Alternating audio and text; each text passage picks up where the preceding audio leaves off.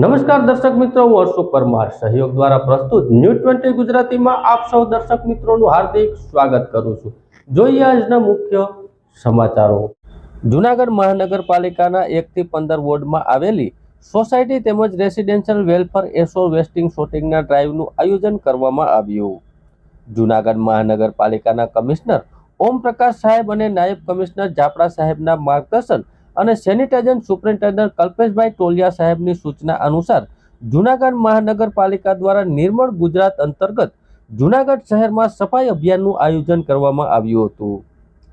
શહેરના 1 થી 15 માં આવેલા રેસી વેલફેર એસોસ તેમજ સોસાયટી વિસ્તારમાં આવેલ વેસ્ટ સોર્ટિંગ ડ્રાઈવ કરી કચરાના વર્ગીકરણ અંગે સૂકો તેમજ ભીનો કચરો અલગ અલગ આવવા માહિતગાર કરવામાં આવ્યા હતા। એ અભિયાન અંતર્ગત સેનિટાઇઝેશન ઇન્સ્પેક્ટર સુપરવાઇઝર તેમજ એસએસજી ગ્રુપના બહેનો અને સફાઈ કર્મચારીઓની મદદથી આ કામગીરી કરવામાં આવી હતી। જૂનાગઢ જિલ્લા અનુસૂચિત જાતિ સમાજ દ્વારા અત્યાચાર સામે ન્યાયની માંગ સાથે બાઇક રેલીનું આયોજન। ગોંડલના માથાભારે ગણેશ જાડેજા દ્વારા જૂનાગઢના અનુસૂચિત જાતિના દીકરા સંજુ સોલંકીનું અપહરણ કરી ઢોર મારવાની ઘટનાના વિરોધમાં અને ગોંડલના માથાભારે ચરબી ઉતારવા બાઇક રેલીનું આયોજન ગોંડલ ખાતે આવતીકાલે કરવામાં આવ્યું છે। સાથીઓ, જય સંવિધાન, જય ભારત। હું છું આપનો સાથી ભાનુભાઈ ચૌહાણ। આજે પૂરા ગુજરાતની અંદર સમાજનો જે એક અવાજ બન્યો છે, એ અવાજને લઈ પ્રતિકારક મહાસંમેલન અને મહારેલી ગોંડલ ખાતે આવનારી 22 તારીખે ખૂબ મોટી તાદાદમાં ઐતિહાસિક રેલી મળવા જઈ રહી છે। સમાજના યુવાનો, વડીલો, ક્રાંતિકારી ભાઈઓ બહેનોને એક ખાસ અપીલ કરી રહ્યો છું કે આપણે કાયદો અને વ્યવસ્થા ખૂબ સારી રીતે જાળવવાની છે, કારણ કે આપણે એમના સંતાનો છીએ જેમણે આ દેશને કાયદો આપી અને આ દેશને સર્વશ્રેષ્ઠ સંવિધાન આપ્યું છે, એમના સંતાનો છે। એટલા માટે આપણું આંદોલન એ કોઈ એક ધર્મ, કોઈ એક પાર્ટી કે કોઈ એક ચોક્કસ જ્ઞાતિ સામું નથી। આપણું આંદોલન છે એ ફક્ત અને ફક્ત એક દબંગ અને એક દબંગ ફેલાવનાર દબંગોની સામે છે, કોઈ એક કાસ્ટ કે એક જાતિ કે એક ધર્મ કે એક પક્ષ સામે નથી। એટલા માટે સમાજના યુવાનો, વડીલો, માતા, ભાઈઓ, બહેનોને કહું છું, ખૂબ મોટી તાદાદની અંદર આપ આવી રહ્યા છો, ત્યારે આપણે કાયદો અને વ્યવસ્થા આપણે સારી રીતે જાળવશું। બસ એ જ અપીલ સાથે આપના વિડીયો બધાને આ સંદેશો આપીશું આ વિડીયોના માધ્યમથી। જય ભીમ, જય સંવિધાન। જય ભીમ, જય સંવિધાન। મિત્રો, હું છું આપનો રોહિત સોલંકી। આવનારી તારીખ જે 12 તારીખે ગોંડલની અંદર દલિત સમાજનું મહાસંમેલન થવા જઈ રહ્યું છે, ત્યારે ગોંડલની અંદર આવનારા તમામ માતાઓ, બહેનો, વડીલો અને યુવા મિત્રોને ખાસ કરીને મારી નમ્ર વિનંતી છે કે ગોંડલ આવીએ ત્યારે રસ્તામાં અને ગોંડલ પહોંચીએ ત્યારે સંમેલનના સ્થળ ઉપર કાયદો વ્યવસ્થા જળવાઈ રહે એવા હેતુથી તમામ લોકોને બે હાથ જોડીને વિનંતી કરું છું કે કાયદો અને વ્યવસ્થા જાળવજો। જય ભીમ, જય સંવિધાન। હું દાસી જીવન સાહેબની જગ્યાના મહંત ઘોઘાવદર તેમજ શ્રી શ્રી 1008 મહામંડલેશ્વર શામળદાસ બાપુ મારા સમાજને એટલે કે મેઘવાળ સમાજને આ વિડિયાના મારફતે એવી અપીલ કરું છું કે આપણે જૂનાગઢ જે બનાવ બાબતમાં 12 તારીખે મેઘવાળ સમાજનું સંમેલન થવાનું છે ગોંડલ ખટારા સ્ટેન્ડ બાબા સાહેબના ટેસિયા પાસે। તો દરેક સમાજ આવે ભલે, પણ કાયદો વ્યવસ્થા જળવાઈ રહે, કોઈએ કાયદો હાથમાં લેવાનો નથી, દારૂ પીને કોઈ આવવાનું નથી અને કોઈ પણ જાતના સૂત્રોચ્ચાર કર્યા વગર આપણે રેલી કાઢી અને સંમેલન પૂર્ણ કરવાનું છે। આપણી જ્ઞાતિ થકી 18 વર્ણમાં કોઈ જ્ઞાતિને દુઃખ લાગે એવું કોઈ કૃત્ય કરવાનું નથી। સંપૂર્ણપણે આપણે સ્વેચ્છાએ અને સલામતીથી આ સંમેલન પૂરું પાડવાનું છે. આ સંમેલનમાં કોઈને નડતર થવાનું નથી. કોઈ પણ જાતના કોઈ સૂત્રોચ્ચારો કર્યા વગર આ સંમેલનમાં સમાજે હાજરી આપવાની છે. હું દેવધનભાઈ મુછડિયા, જિલ્લા મહામંત્રી સમસ્ત અનુસૂચિત જાતિ સમાજ જુનાગઢ. બધા મિત્રો, વડીલો, યુવાનો, આગેવાનો, માતાઓ, બહેનોને મારા સૌને જય ભીમ, નમો બુદ્ધાય. આજે આપણે આવતી 12 તારીખે આપણા જુનાગઢ જિલ્લા અનુસૂચિત જાતિ સમાજના પ્રમુખ ભાઈ શ્રી રાજુભાઈના દીકરા સંજય સોલંકી ઉપરનું અપહરણ અને જે હુમલાનો બનાવ બન્યો છે એના અનુસંધાને આપણે 12 તારીખે જે રેલીનું આયોજન કર્યું છે અને બાઇક રેલી લઈને આપણે ગોંડલ જવાનું છે, ત્યારે આ રેલીમાં જોડાનાર તમામ લોકોને, યુવાનોને, વડીલોને, માતાઓ, બહેનોને, આગેવાનોને બધાને આ એક વિડીયોથી વિનંતી માટે આપની સમક્ષ પ્રસ્તુત થયો છું. ત્યારે આપણું જે આ આંદોલન છે, આપણી જે આ લડાઈ છે, એ કોઈ સમાજ સામેની લડાઈ નથી. આપણી આ લડાઈ છે એ કોઈ સરકાર સામેની લડાઈ નથી. આપણી આ લડાઈ છે એ કોઈ પોલીસ સામેની લડાઈ નથી. પોલીસે પણ વ્યવસ્થિત કામ કર્યું છે, આરોપીઓને સમયસર અટક કર્યા છે, વ્યવસ્થિત ગુનો દાખલ કર્યો છે. આપણી લડાઈ માત્ર એક પરિવાર સામે છે. આપણી લડાઈ એક તાનાશાહીની સામે છે કે કોઈ પરિવાર સત્તામાં બેઠો હોય, સત્તામાં બેઠા પછી નાના સમાજના લોકોને કાંઈ સમજે નહીં, એની ઉપર અત્યાચાર ગુજારે, એની વિરુદ્ધની આપણી આ લડાઈ છે. એટલે આપણી આ લડાઈ વ્યક્તિગત લડાઈ છે, એક પરિવાર સામેની લડાઈ છે. એટલે આ રેલીમાં કોઈ મિત્રોએ ખોટા સૂત્રોચ્ચાર કરવાના નથી. જે પ્રમાણે તમને અમે ઇન્સ્ટ્રક્શન આપશું એ ઇન્સ્ટ્રક્શન પ્રમાણે તમારે વર્તવાનું છે. એ પ્રમાણે જ આપણે આપણી રેલી લઈને જવાનું છે. આપણે જ્યારે જુનાગઢથી રેલી લઈને ગોંડલ જઈ રહ્યા છીએ ત્યારે રસ્તામાં ઘણા બધા ગામો આવવાના છે. ચોકી આવશે, વડાલ આવશે, જેતપુર આવશે, નવાગઢ આવશે. તો ત્યાંથી પણ આપણા ભાઈઓ બધા જોડાવાના છે. વીરપુરથી જોડાવાના છે. ગોંડલ પણ કનોણા, લોધિકા, કોટડા, ગોંડલ એ બધા તાલુકાના લોકો, રાજકોટ શહેરના લોકો, સાપર, વેરાવળના લોકો એ બધા જોડાવાના છે. તો વિશાળ સંખ્યામાં આપણો આખો કાફલો ઉભો થવાનો છે. ત્યારે આપણા સમાજની ઇજ્જત આપણા સૌના હાથમાં છે. તો આપણું વર્તન અને આપણી વાણી અને આપણો વ્યવહાર એવો દરેકે રાખવાનો છે કે આપણી રેલી પૂરી થયા પછી ગોંડલના લોકો, ગોંડલના વેપારીઓ, ગોંડલના આગેવાનો બધા એમ કહેવા જોઈએ કે દલિત સમાજના લોકો એટલે પુષ્કળ પ્રમાણમાં આવ્યા છતાં એનું વર્તન, એનું વાણી અને એનો વ્યવહાર બહુ અમારા પ્રત્યે સારો હતો. તો આપણે આખા સમાજની ઇજ્જત આપણા સૌના હાથમાં છે. એટલે રેલીની અંદર કોઈ કાકરીચાળો ના કરે એ રાખવો જવાબદારી બધાની આપણી પોતાની છે.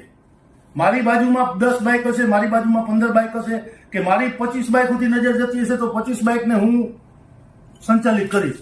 એવી રીતે દરેક યુવાનોની જવાબદારી છે કે આપણી રેલીમાં કોઈ અઘટિત ઘટના ન બને. જ્યારે આપણે રોડ ઉપર હોઈએ ત્યારે ફાસ્ટ ચલાવવાની નથી ગાડી. આપણી આગળ ડીજે હશે, ડીજેની સ્પીડ છે તો આપણે આપણી ગાડી ડીજેની પાછળ જ રાખવાની છે. કોઈ ભાગવાનું નથી કે ભાગદોડ કરવાની નથી કે અવ્યવસ્થા ઊભી કરવાની નથી. આ બધી વ્યવસ્થાઓ સંભાળવાની જવાબદારી યુવાનોની છે. અને તમામ યુવાનોને કહું છું કે સ્વયં જ્યારે તમે આવો રેલીમાં ત્યારે તમે સ્વયં વ્યવસ્થામાં ભાગરૂપે કામ કરવા માંગતા હો તમને મળજો અને તમે જ વ્યવસ્થા સાંભળજો. આમાં એવું કોઈ જરૂરી નથી કે દેવદાનભાઈ જ વ્યવસ્થા સાંભળે, કે રાજુભાઈ જ વ્યવસ્થા સાંભળે, કે રાવણભાઈ જ વ્યવસ્થા સાંભળે, કે યોગેશભાઈ જ વ્યવસ્થા સાંભળે. આમાં ગમે તે માણસ વ્યવસ્થા સાંભળે. સમાજનો પ્રશ્ન છે, આપણા બધાનો પ્રશ્ન છે, આપણા બધાની લડાઈ છે. આપણી ફરી એકવાર કહું છું, આપણી લડાઈ ક્ષત્રિય સમાજ સામે નથી. ક્ષત્રિય સમાજે ક્યારેય દલિત સમાજને ભૂલ નથી. પણ અમુક કોઈ અસામાજિક તત્વો ખરાબ હોય એને લીધે આખો સમાજ એ ખરાબ નથી હોતો. દરેકે દરેક સમાજની અંદર અસામાજિક તત્વો છે. પણ સત્તાના જોરે જ્યારે કોઈ માણસ કોઈ સમાજ ઉપર અત્યાચાર કરતો હોય કે નાના સમાજોને દબાવતો હોય ત્યારે અમારી મદદે ક્ષત્રિય સમાજને પણ આવવું જોઈએ એવી પણ અમારી માગણી છે. ક્ષત્રિય સમાજે આ દેશ માટે ઘણા બલિદાનો આપ્યા છે. ક્ષત્રિય સમાજનો ઇતિહાસ આ દેશમાં લોહીની તલવારોથી લખાયેલો છે મિત્રો. એને એના લીલા માથા વધેર્યા છે દેશની રક્ષા માટે, મા બેન દીકરીની ઇજ્જતની રક્ષા માટે.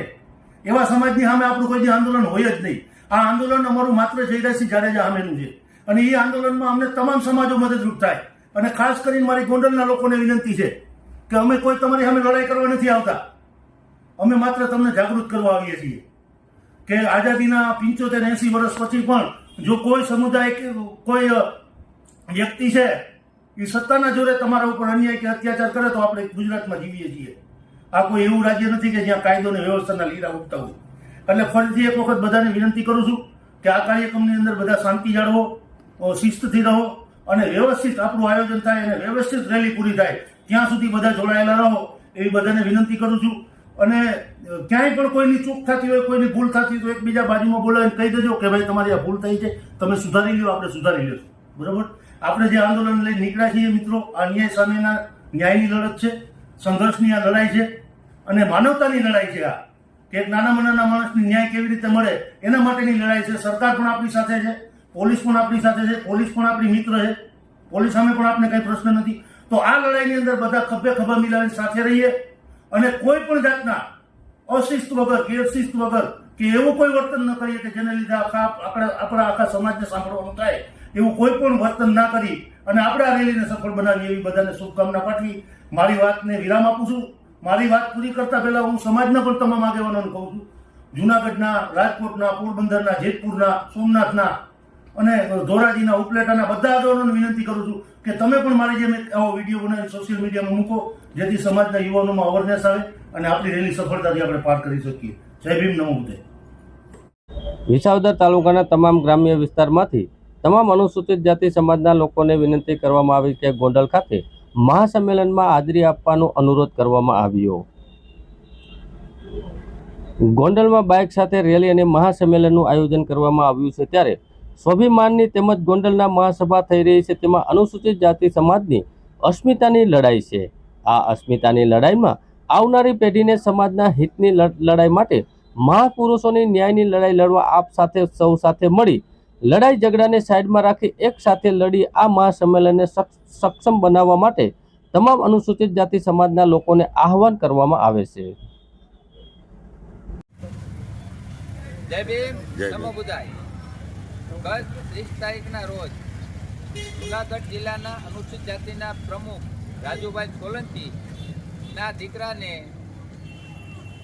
ગણેશ ગોંડલ જે જુનાગઢથી કિડનેપ અપહરણ કરી અને લઈ ગયા હતા, માર મારવા બાબત નિવસ્ત્ર કરી એના ન્યાય માટે આજે અમે વિસાવદર તાલુકામાં આવ્યા છીએ અને સમગ્ર ગુજરાતમાંથી દલિતો આવતી 12 તારીખે ગોંડલ મુકામે બાઇક રેલી અથવા 4 વ્હીલ એ રેલી લઈને જવાના છીએ.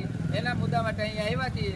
તો અહીંથી પણ પૂરો સાથ સહકાર છીએ સમગ્ર વિસાવદર તાલુકામાંથી. તો હવે એમના આગેવાન આપણે ઉમેશભાઈ દાપડા એ અહીંના વક્તવ્ય છે.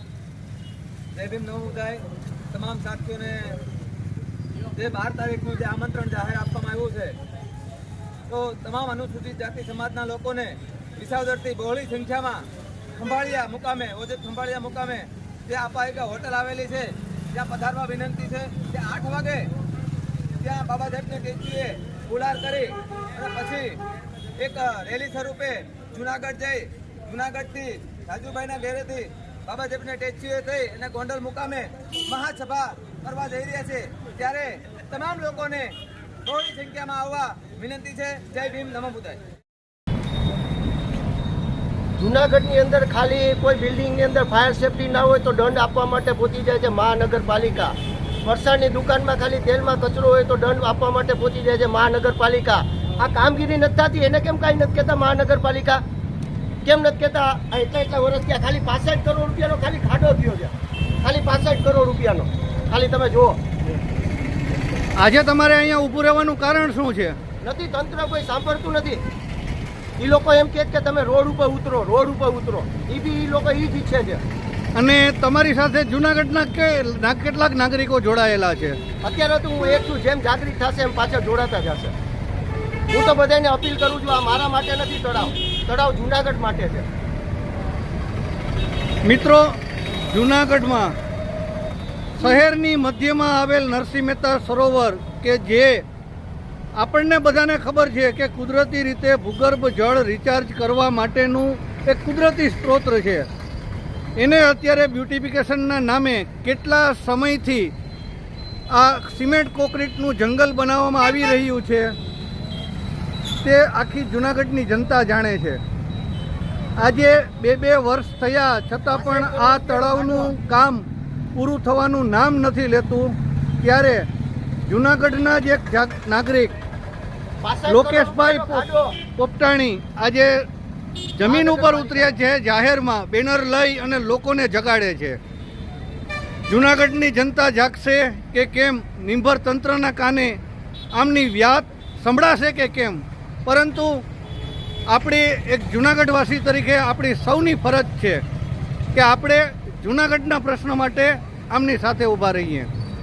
લોકેશભાઈ, અત્યારે આજે તમે અહીંયા છો, હવે આગળ ઉપરનું તમારું શું કાર્યક્રમ રહેશે? અત્યારે તો હું એટલો છું, જેમ જેમ જૂનાગઢ વાસીઓ જાગશે એમ પાછળ બધા ભેગા થતા જશે. બસ મને એટલો વિશ્વાસ છે કે આ 65 કરોડ રૂપિયાનો જે ખાડો થયો છે એ બધાને ખબર છે કે 65 કરોડમાં ખાલી ખાડો જ થયો છે. જો વરસાદ પડી જશે તો એની ઊંડાઈ કેમ ખબર પડશે કે કેટલું ઊંડું કર્યું છે. લોકો ધીરે ધીરે સમજે છે, સમજતા થાય છે, અને જૂનાગઢના પૈસા છે એ જૂનાગઢના લોકોને હવે ખબર પડી ગઈ છે કે આ પૈસો છે એ અમારો જ છે, નગરપાલિકાનું નથી. અત્યારે તમે અહીંયા છો, હવે જૂનાગઢના બીજા કોઈ વિસ્તારમાં આવી રીતે તમે જાગૃત કરવા ઉભા રહેશો? પછી તળાવ દરવાજા ઉપર જઈશ, પછી કાળવા ચોક ઉપર જઈશ, પછી અહીંથી હું ભવનાથમાં જઈશ. જ્યાં સુધી લોકો જાગૃત નહીં થશે ત્યાં લગી હું ખડે પગે ઊભો છું. તંત્ર તો નિંદરમાં છે, પણ પ્રજા જાગશે એટલે મને વિશ્વાસ છે.